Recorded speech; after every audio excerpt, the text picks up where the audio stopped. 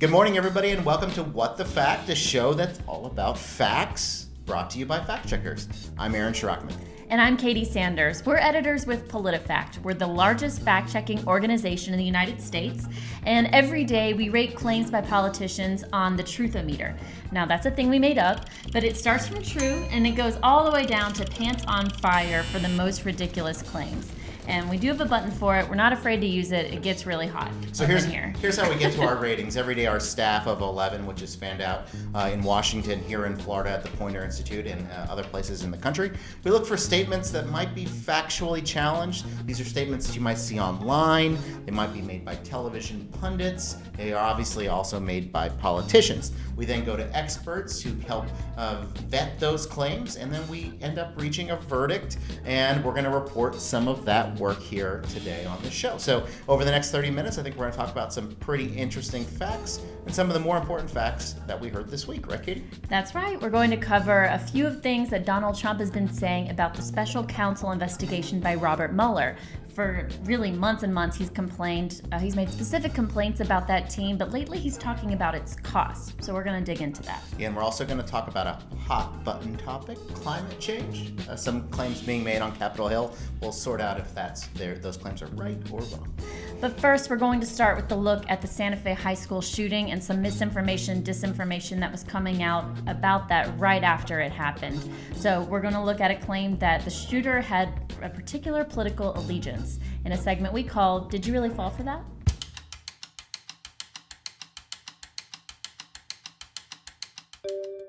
There was a story circulating on Facebook this past week that said the shooting suspect at Santa Fe High School in Texas had expressed a love for former President Barack Obama. That story was posted on a website that labels itself as satire. Even though it's perhaps a disturbing application of satirical writing, many people bought it. 10 people died when a shooter opened fire inside the school earlier this month. Police say the suspect is a 17-year-old student, but haven't released a motive. There were fake accounts on Facebook depicting the suspect showing support for Hillary Clinton and Antifa, too. So, Aaron, because the claim didn't have any value, we rated it pants on fire. Will you hit the button this time? I'd be happy to. Pants on fire! So, Aaron, the source of this claim was Daily World Update. Yeah. And they appear a lot for promoting false information, sometimes in the name of satire. Correct. But we're familiar with the person behind this website and other sites like it. We've been dealing with them for a couple of years. Yep. Would you please give us a little insight behind the curtain? Who is doing this and why? Yeah, I mean, I think a lot of people, when they think about fake news and fake news in this kind of political way, they're thinking it's the Russians or it's the Macedonians trying to make money. This actually is a website that comes from an American who lives in Maine, who umpires Little League games. A guy who is actually kind of the OG grandfather of a lot of these fake news websites that we've seen. His real name is Christopher Blair. We at PolitiFact were the first to really uncover his true identity in a story we wrote a year ago, in which he agreed to kind of talk to us and let us in on his secrets of what he does. He operates a number of different websites. One of them is called the Last Line of Defense.com. He operates a website called Reagan Was Right. He uses a lot of different pen names. And in our interview with him, I think what came across is he describes himself as a troll who is trying to trick conservatives or Republicans into believing wrong information. So he uses these kind of stories. He tries to bait them, right, with headlines like the shooter loved Obama, right? That hasn't been reported. That's not a thing. But by putting out a headline like that, he's trying to basically get conservatives to fall for it, and they spread it. And meanwhile, his community is laughing at them. So maybe I mean, I think you have to take him at his word. But what he also says is that he's clearly doing this to make money. He has realized that these type of stories can get traction on Facebook, and therefore people click on them. When people click on them, he makes money. So I'm skeptical about what his true motivation is, despite what he says. I think there's a lot of financial motivation behind this. And now he's hiding behind, on this new website, Daily World Update, this idea that he's publishing satire. So the Daily World Update page is different than some of his other websites. At the bottom, it actually describes satire and tries to call out this article as satire. But really, we have to think about what the definition of satire is, and I don't think under any real definition, a story saying the shooter in Santa Fe liked Obama is satire. It's not satirical. There's no larger meaning or point, right? Yeah, there's simply just an effort to trick people on Facebook to clicking on this article. What he does is he takes these links that he creates on his kind of buffet of websites, and he pushes them out through Facebook channels that he's developed over time. And so they kind of have this feel of like being kind of naturally viral, when in actuality it's kind of all part of a kind of orchestrated troll campaign to try to get stories viral. Luckily for us, because we're working with Facebook, we're now able to kind of stop the virality of these stories when we label them false, or in this case, pants on fire. What we do is essentially make it difficult for a story like this to go viral in someone's newsfeed, because essentially what Facebook does is it puts it down at the bottom. So through our partnership with Facebook, which we've been doing since the end of 2016, we're able to kind of prevent these stories from going viral in a way that prevents him from having a financial motivation to continue doing it, we say, if you will. So The Onion, he is not. Right. Andy Borowitz, he is not. And I think you touched on this too. A lot of times other websites, sometimes that are affiliated with him, but sometimes not, will just copy and paste what he says. And they don't even have that weak satire banner. So it becomes even more muddled, even more confusing. And one of the things that's more ironic, he's actually talked about trying to stop people who steal his stories from republishing them on their blogs. So he's actually gone through the process of trying to say, hey, you stole my fake story, you can't publish it on your blog, which is kind of interesting considering it's fake to begin with. So Christopher Blair and his long list of sites, they're definitely an induction into our Hall of Flame. So yeah, Christopher Blair, if you're watching, sorry, bud, but it's not a good thing. No, you should focus on real news, not fake news. The stuff you're peddling is not helpful to anyone. Okay, well, one more claim that wasn't on a fake news site, it was actually on Fox News Sunday, was from Oliver North. Now, he's been in politics a long time, but he has kind of new political life as the head of the NRA. Yep. And he was on Fox News Sunday, and they were asking him about, is it now time for gun control? And he suggested there was a link between Ritalin and guns. The disease is youngsters who are steeped in a culture of violence. They've been drugged in many cases. Many of these young boys have been on Ritalin since they were in kindergarten. Katie, quickly, we're running out of time here, but he is certainly trying to suggest that a different culprit for why these school shootings happen. In this case, he's looking at the medication of children, which is obviously a controversial topic, but is there any correlation between the prescriptions of Ritalin or drugs like it and school shootings? No. We talked to experts who have studied this exact issue, and one expert, her name was Catherine Newman, she wrote a book about school shootings and their social roots. She said the short answer is that this is nonsense.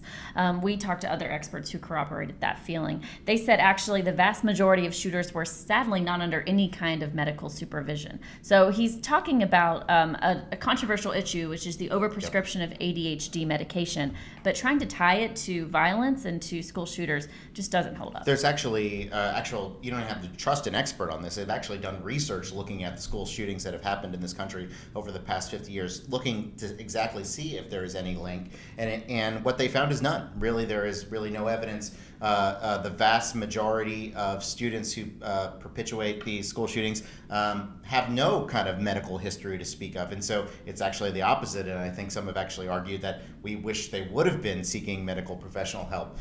So a small minority, I think it's something like 2 of 24 secondary school shooters were taking medication at the time of the attack. So 2 in 24 certainly doesn't make a larger trend. And they're also, in those tiny cases, there is no suggestion that it's the ADHD medication that turned them violent in the first place. All right, so that claim from Oliver North rates false. That'll do it for Did You Really Fall for That? Coming up, we're going to take a look at Donald Trump, who is making claims attacking the Mueller investigation. Nothing new there, but we'll see if what he says checks out after the break.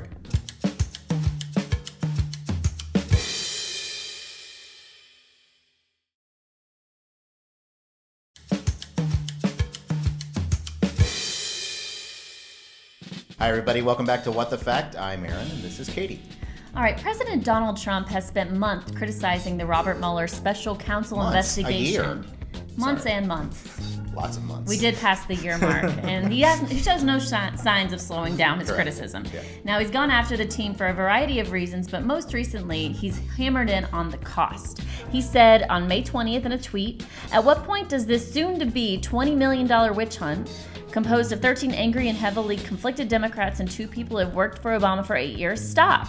They found no collusion with Russia, no obstruction. They aren't looking at the corruption, ... He went on to thread the tweet. For this fact check, this issue of Trump Watch, we wanted to know, $20 million, how does that really hold up? Take a look.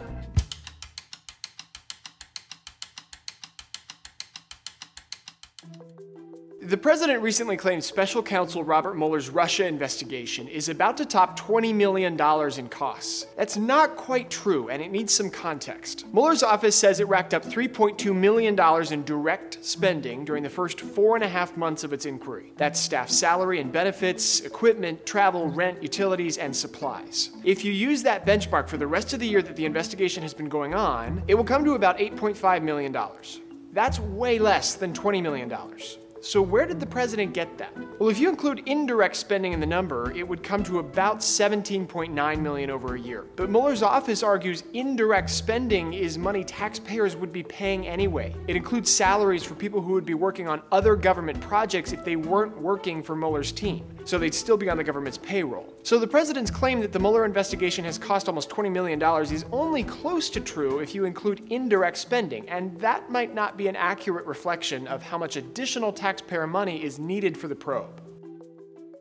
All right, Katie, so this is a case where publicly we really don't know where Trump is getting his information from. All the public documents, the records that are available to us suggest that he's vastly overstating the case. Honestly, when it comes to dollar figures, this is something that's not atypical for Trump. He's vastly overstated the cost of the wars in Iraq and Afghanistan. He's overstated at times our trade deficit with China. Usually when he talks numbers, he goes bigger and better and larger than what is reality. But here, and also I think it's important to note, talk a little bit about how this investigation, which is now just past 1 year, how it compares to the work that has happened under previous administrations with other types of special counsels. These investigations do require a lot of people power, and they do take a lot of time, and we've seen this happen in the cases of Bill Clinton and Ronald Reagan. There were 2 similar investigations into different aspects of different allegations of wrongdoing, right? And so when we were curious about how that cost of the Mueller probe already would compare to those probes earlier. So these are not adjusted for inflation. If we did, they would be even higher. But let's start with Bill Clinton. There was an investigation over Whitewater, Monica Lewinsky. This was led by Ken Starr. And that cost upward of $52 million. Now, it was over a longer period of time than we have with the Bob Mueller investigation so far. It was about over half a decade. But you can see where the costs, even then, were going up and up. We also looked at the investigation of the Reagan administration over Iran-Contra. The Iran-Contra affair. Oliver North from segment 1. It sure did. It all ties back. We really plotted out that way. So that investigation actually topped out at more than $47 million over a similar period. Again, those are for direct costs only, so not factoring in some of those indirect costs that Trump is factoring in. And their price tags would be even higher if we converted them to today's dollars. So I think that's important context for people to remember. Yeah, I mean, the other thing I think is whatever you want to talk about the dollars associated with, you have to kind of look at kind of the results Bob Mueller's team has already kind of gotten. Michael Flynn, Paul Manafort's brother, son-in-law. I mean, there's a number of indictments and actually a lot of guilty pleas already in the works. So certainly, whatever the cost is, you can argue that there has been something has happened. I think if you look at Trump's tweet in the broader context, he talks about finding no collusion, no obstruction. I don't think those decisions are final or even public or even known. So I think that's probably going too far as well. So along with the $20 million cost, which seems to be overblown at least at this point, I think this is kind of one of those cases where Trump kind of got out over his skis a little bit. But the investigation, as we said, is now more than 1 year old. And that's given Trump and his supporters a lot of opportunities to level some critiques against Bob Mueller and his team. In the same tweet, I think one of the things that Trump mentioned is the Mueller team itself and the partisan motivations that might be behind Mueller and his team of investigators. So, Katie, we've looked into that as well. How does that kind of rate on the truth-o-meter, and what did we find? So I think that it rates half true. And there is a point. We know the identities of the 17 staff attorneys on this team. Yep. And through public records, when we looked at this, we were able to confirm that 12 people on Mueller's staff are registered as Democrats. 2 others are no party affiliation, and we couldn't confirm 2 others. Okay, so those are the numbers. There are a lot of Democrats. That obscures pretty big deal Republicans on the team, including Mueller himself, including Rod Rosenstein, who appointed Mueller to be special counsel and was chosen by Trump to be in his position. Right. So I think that when we consistently look at this argument by Trump that the Mueller team is from hardened Democrats, we find that neglects a very important component, which is that Mueller himself is a Republican, and also he is prevented from choosing people by law based on their party affiliation. It's not allowed to factor in whatsoever. Yeah, I mean, if you look at this from, remember how this was all created, the reason we got to Bob Mueller is because Donald Trump fired James Comey. The firing of Comey kind of started the process where Rod Rosenstein ultimately appoints Bob Mueller as the special counsel. Mueller then fills out his team. So in some ways, you can look at this and say the team was actually created based on an event that Trump himself started. All right, that'll do it for Trump Watch. We'll surely be watching the Mueller investigation as it transpires in the coming days, weeks, and months. But coming up next, we're going to look at something different. An Alabama congressperson is talking about climate change and a narrative that would flip climate change on its head. But does he have his facts right? We'll be right back.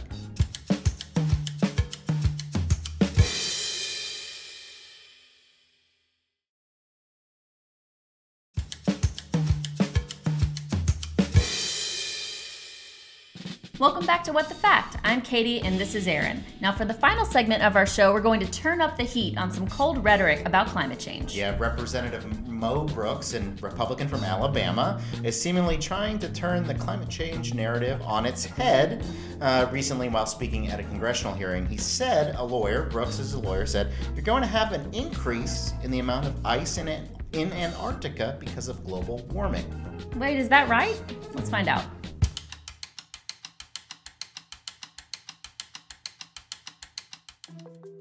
During a hearing earlier this month in the House Science, Space, and Technology Committee, Representative Mo Brooks made a claim about how much climate change affects Antarctic ice.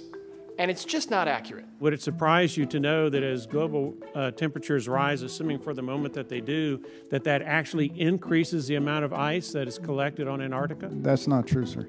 That's not true. Well, I made a trip down to Antarctica and met with National Science Foundation scientists, and they all agreed with global warming, and they emphasized that you're going to have an increase in the amount of ice in Antarctica because of global warming. Okay, so before we get into the nitty-gritty here, we should establish that it's absolutely not true that rising temperatures result in more overall ice in the Antarctic.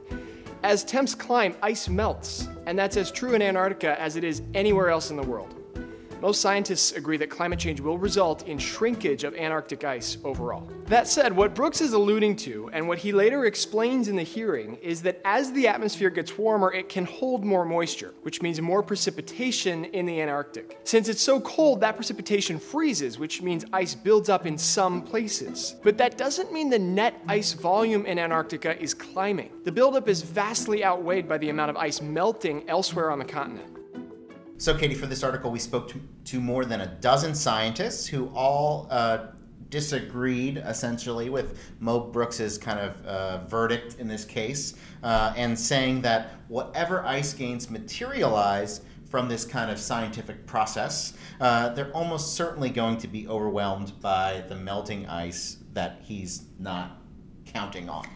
Right. For a statement that has only an element of truth but is distorting the big picture, we give that a rating of mostly false. So here he's really cherry picking one side of the phenomenon that's happening. And so he's talking about the banking of water through precipitation in Antarctica. But the scientist said that really truly pales in comparison to the amount of water that's being lost from the ice that's melting. Right. So you're only looking at one side of the picture. You're not getting the full picture, and you're not telling the whole truth about climate change. Yeah, so the near unanimous view of the scientists we talked to, and again, we talked to a dozen because we don't mess around, is that the net effect, by a pretty wide margin, is going to be melting, not kind of cooling and creating of more ice. And even beyond melting, sea level is increasing as temperature warms because when water gets warmer, it expands. You know what else is pretty warm? I don't. Welding. It is welding. For our next, cool. Yeah, we're gonna jump away from climate change and smoothly sag into a point about vocational training that we heard down here in Florida. Yeah, we're talking about welding. Yeah, we're talking about welding and pipe fitting. No, well, we're going to tell you what pipe fitting is in a second because I wasn't sure. But Adam Putnam, who's a former member of the U.S. House and now the Agriculture Commissioner here in the state of Florida, is running as a Republican for governor in this state. And Putnam's already up on air with an ad that is touting this message that is telling people that you don't have to go to college. We need to get back to honoring and respecting experts of a trade. College is not the only path to success, and it's okay to say it. He actually reiterated or doubled down on this message in a recent speech in Orlando. He said nobody is telling our students that welders are coming out of their tech schools at $28 an hour, and that they're not telling them that pipe fitters are making six figures while their friends are getting a degree in European art history with $70,000 in student loan debt. Ooh, burn. Well, yeah, burn. All the European art majors, I feel bad for you guys. The short story is that his claim about those specific salary ranges, hold your horses, rate's half true. Right. So there is some truth to that, but he's messing the numbers up just a little bit. Let's start with welders. So Putnam said welders coming out of a technical school are making $28 an hour. That's really good, but it doesn't happen right away for most people. We checked federal data. We called a bunch of technical schools, and they said it's not unheard of. We've heard of kind of anecdotally about people making this kind of bank, but truth be told, getting to that top end of the salary range requires additional training and certification. So you're not going to come out and get that bang, boom, right out of school. And the same can pretty much be said for pipe fitting. What is pipe fitting, Katie? Well, they install, assemble, and maintain pipes. Pipes that carry fluids, pipes that carry gases, solids. Pipe fitting is like a specialty. They fit pipes. Yeah, that's, no. Anyway, so like welders, it requires special training. Of course it does. And I think in this case, what did Putnam say? That they're making six figures, a pipe fitter. So we looked at the data again, the federal data, Bureau of Labor Statistics keeps track of this stuff. The median wage for a pipe fitter and some other groupings, so it's not a perfect, is about $53,000 a year, so certainly not six figures. The top 10% of workers in this classification earn about $92,000. Industry professionals we talked to said, again, this is something that's possible, that there are anecdotal examples of pipe fitters making six figures, more than $100,000, but it really depends on the industry, the level of certification, and the amount of overtime a person works. So a person has to be willing to kind of really put in the time to get up to $100,000. That'll do it for What the Fact for this week. This is Katie and I'm Aaron. If you want to support the work we're doing, not necessarily the show, but all the good work that goes into making the facts happen behind it, you can always consider a donation to membership.politifact.com. So until next week, we'll see you later. Bye.